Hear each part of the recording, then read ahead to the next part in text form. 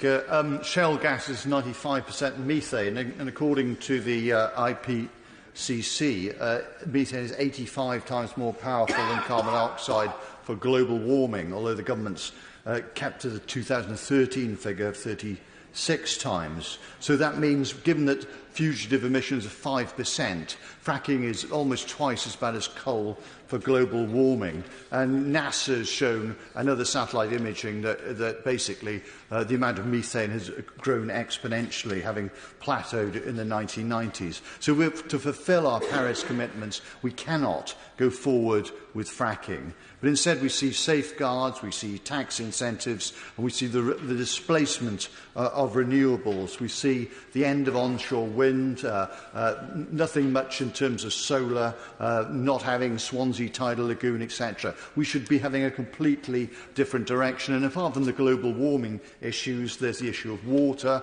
The Minister will know that millions of gallons of water with hundreds of toxic chemicals used as lubricants are pumped into the ground, and then half of it has to come back. Often it's carcinogenic or even radioactive. We simply haven't got the infrastructure to treat that water. We've got nowhere to put it, as they do in the United States. Of course, President Bush bypassed the Clean Air and the Clean Water Directive to allow fracking, so you'd have a strategic gain over Saudi Arabia.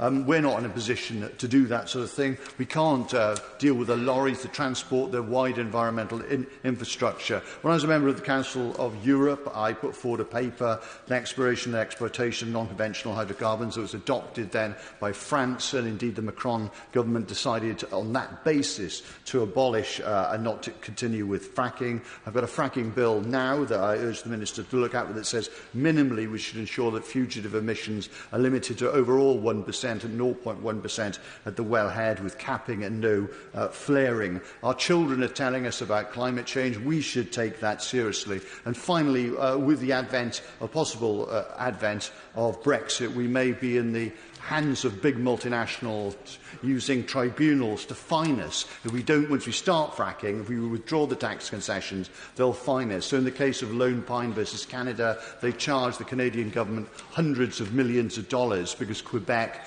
had a moratorium on fracking. Similarly, Wales doesn't want to do any fracking, and if we go ahead with Brexit and we go ahead with the way we've planned with fracking, we'll be under the cosh of multinationals, as well as breaking our Paris commitments and ruining the future for our children. Order. Thank you,